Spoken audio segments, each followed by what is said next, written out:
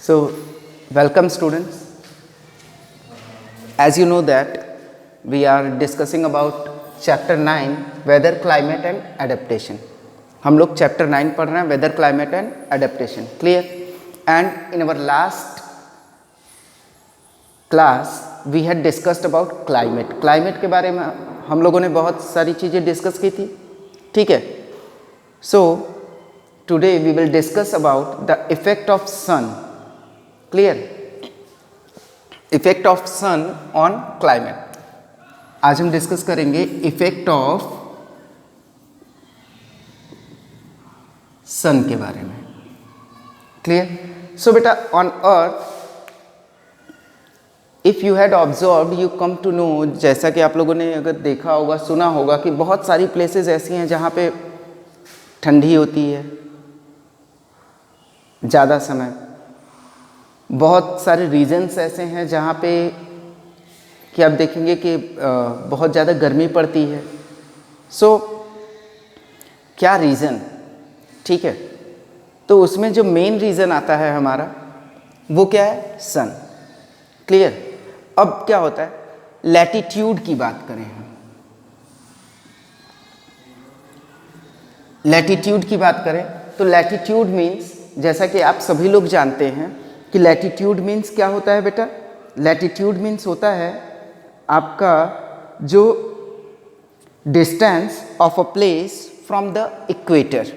Clear? Latitude means क्या होता है? Latitude means distance of a place from equator.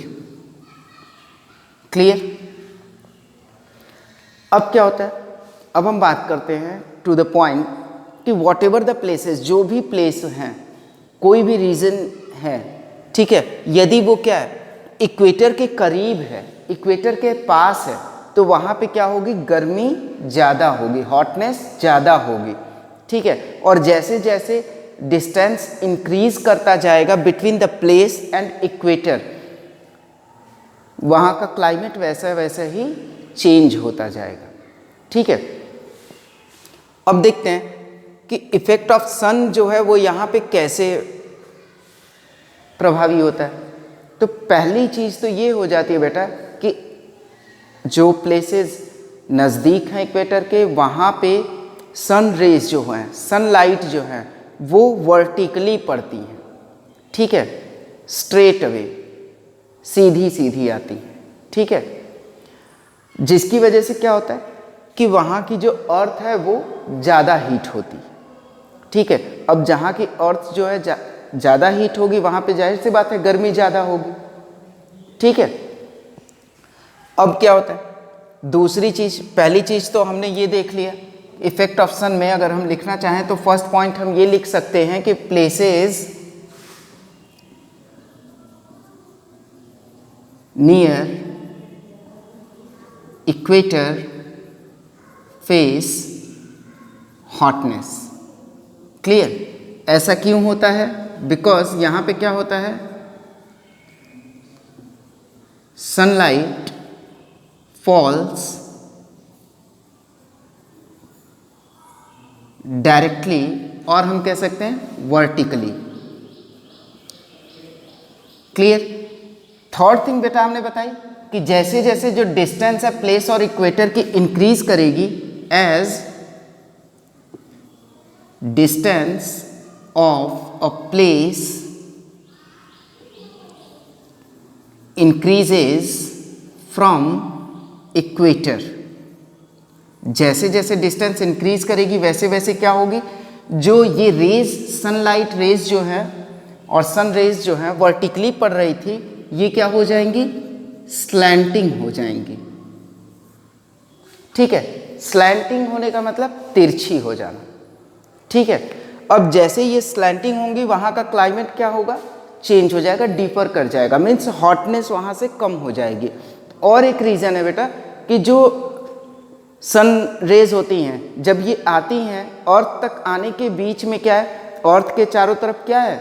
Atmosphere है, और एक थिक लेयर है. Because you know there are various types of layers in atmosphere. Atmosphere में कई सारी लेयर्स होती हैं, तो इनको जब सनलाइट क्रॉस करती है, सनरेज क्रॉस करती हैं इनको, तो कुछ हीट जो होती है वो क्या होती है, वो ये लेयर्स भी एब्जॉर्ब कर लेती हैं।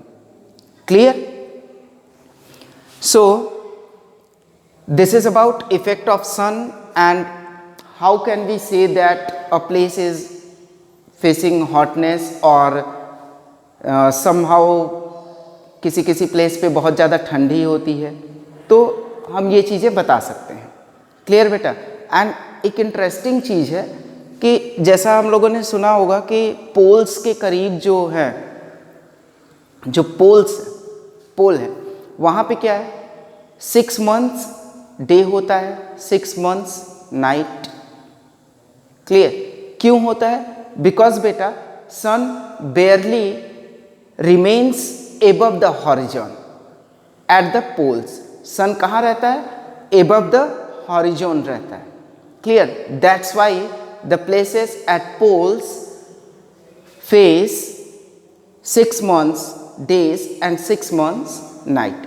और यहाँ पे क्या होता है, जो प्लेसेस नियर अबाउट लैटिट्यूड है, जो प्लेसेस नियर अबाउट लैटिट्यूड है बेटा, वहाँ पे क्या होता है, लॉन्गर डेज भी होते हैं। क्या होते हैं? लॉन्गर डेज होते हैं then in comparison to the places that are far from equator। Clear? So this is all about the effect of sun on a place, यानी किसी भी प्लेस का, उसके क्लाइमेट का, ठीक है, किसी भी प्लेस के क्लाइमेट का सन के साथ क्या रिलेशन हो सकता है, ठीक है, या क्या इफेक्ट होता है सन का उस प्लेस पे। This is all about that. I hope all of you understand it well, and if still you have any kind of confusion, you can ask me anytime, anyhow. So thank you and have a nice day.